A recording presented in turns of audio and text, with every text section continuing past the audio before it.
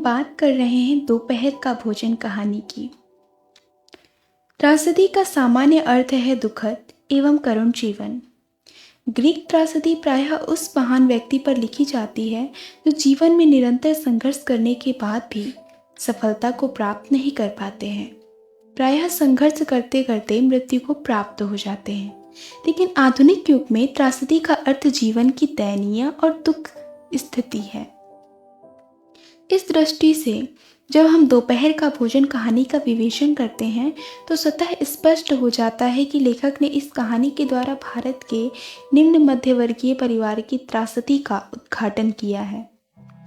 यह त्रासदी मुंशी चंद्रिका प्रसाद, उनकी पत्नी सिद्धेश्वरी तथा 3 पुत्र रामचंद्र, मोहन और प्रमोद से संबंधित है।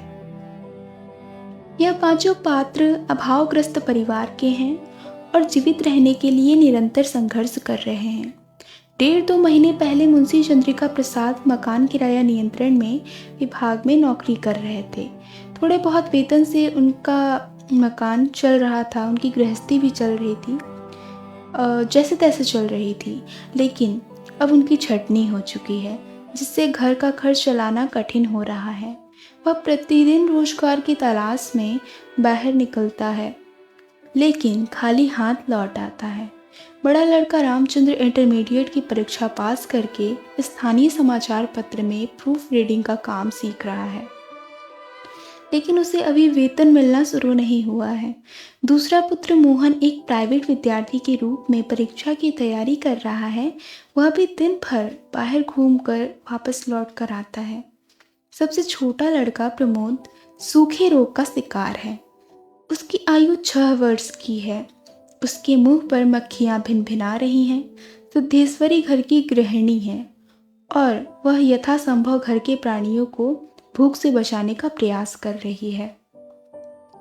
दोपहर के भोजन के लिए सिद्धेश्वरी ने 7 रोटियां पकाई हैं, साथ में पतली दाल और चने की तरकारी भी तैयार की है। दोपहर के भोजन के लिए वह परिवारजनों की इंतजार करती है। हर रोज 12 बजने पर वह घर के द्वार पर जाकर किवाड़ से बाहर गली में झांकती है। यह प्रक्रिया समाप्त नहीं होती।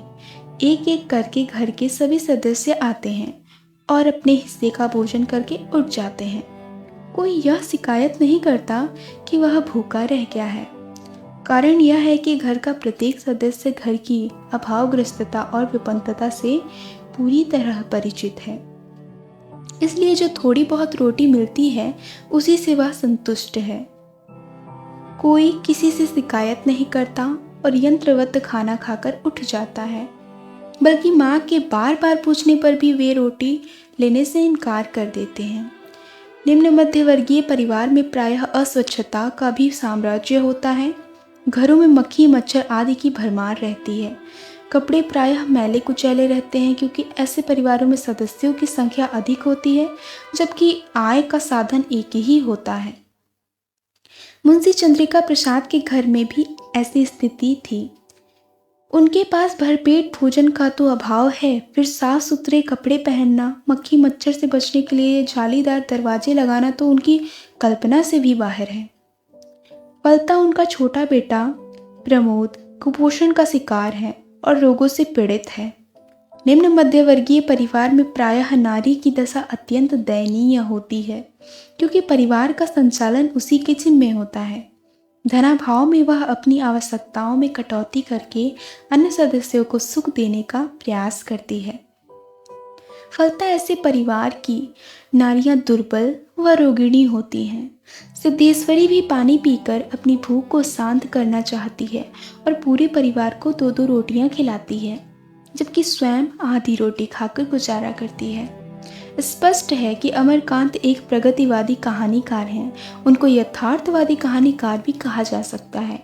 वे मुंशी प्रेमचंद्र जी की परंपरा के कहानीकार हैं। उन्होंने अपनी कहानी साहित्य में समाज में अभावग्रस्त, उपेक्षित एवं प्रताड़ित जनसंधारण के व्यथा कथा का उद्घाटन किया है। मुंशी चंद्रिका प्रसाद एक ऐसे निम्न परिवार से हैं।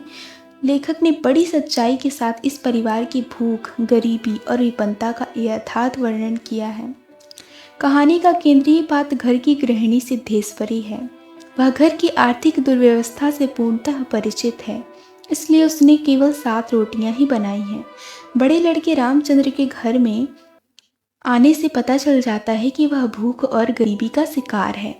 वह बेजान सा धम से चौके पर बैठ गया और लेट गया। उसके सिर के बाल अस्त व्यस्त हैं और जूतों पर धूल जमी है। माँ और पुत्र के वार्तालाप से पता चलता है कि रामचंद्र घर की गरीबी से पूर्णतः परिचित है। वह छोटे भाई प्रमोद के बारे में पूछता है तो माँ झूठ मूठ कह देती है कि वह खाना खा चुका है। रामचंद्र का मन रखने के लिए वह कह देती है कि उसका मन हमेशा पढ़ाई में लगा रहता है। जब रामचंद्र और रोटी लेने के लिए कहती है तो वह झूठ मूठ कह देता है कि वह उसे अधिक खिलाकर मार देना चाहती है। लगभग यही स्थिति मोहन की है। जब माँ उसे और रोटी लेने के लिए हट करती है तो वह कहता है, नहीं रे, बस अब भूख नहीं। फिर रोटियां तूने ऐसी बनाई है कि खाई नहीं जाती, ना मालूम कैसी लग रही हैं। खैर, अगर तू चाहती है तो कटोरे में थोड़ी दाल दे दे, दाल बड़ी अच्छी बनी है। यही स्थिति मुंशी चंद्रिका प्रसाद की है। मुंशी चंद्रिका प्रसाद की वेशभूषा तथा स्वास्थ्य उसकी अभावग्रस्तता को स्वतः स्पष्ट करता है। 2 रोटियां, कटोरा भर दाल तथा चने की तरकारी। मुंशी चंद्रिका प्रसाद पीढ़े पर पलथी मारकर बैठे रोटी एक ऐसे ग्रास को चुबला रहा था जैसे कोई बूढ़ी गाय जुगाली करती है। उनकी उम्र 45 वर्ष के लगभग थी, किंतु 50 से 55 लगते हैं। शरीर के चमड़े झूल रहे थे और गंजी खोपड़ी आईने की भांति चमक रही थी। गंदी धोती के ऊपर अपेक्षाकृत कुछ साफ बनियान तार तार लटक रही थी। कहानी की त्रासदी उस समय तो गंभीर रूप धारण कर लेती है जब रसोई में केवल एक ही रोटी बचती है, वह भी मोटी तथा जली भुनी। सिद्धेश्वरी जब रोटी खाने को तैयार होती है तो उसे खटोले पर लेटे हुए सबसे छोटे प्रमोद की याद आ जाती है, जो कि उसका सबसे छोटा पुत्र था, जिसके मुंह पर मक्खियां भिनभिना रही हैं। वह आधी रोटी उसके लिए बचाकर रख देती है और स्वयं पानी के साथ आधी रोटी खाने लगती है, क्योंकि ना तो पानी वाला दाल बचा था और ना ही तरकारी। इसके साथ ही उसकी आंखों में आंसू आ जाते हैं। उपयुक्त विवेचन से यह स्वतः स्पष्ट हो जाता है कि कहानी में निम्न मध्य वर्गीय जीवन की त्रासदी का मार्मिक चित्रण हुआ है। भारतवर्ष में आज भी 40% लोग गरीबी के स्तर से नीचे ही जी रहे हैं।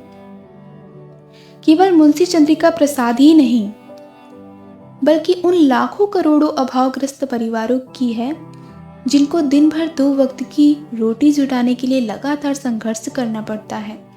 यह त्रासदी अपने आप में गंभीर एवं करुणामयी है तथा पाठक को भी अत्यधिक भावुक एवं संवेदनशील बना देती है। इस कहानी के कारण हम अमरकांत को प्रेमचंद्र की परंपरा का यथार्थवादी कहानीकार कहते हैं।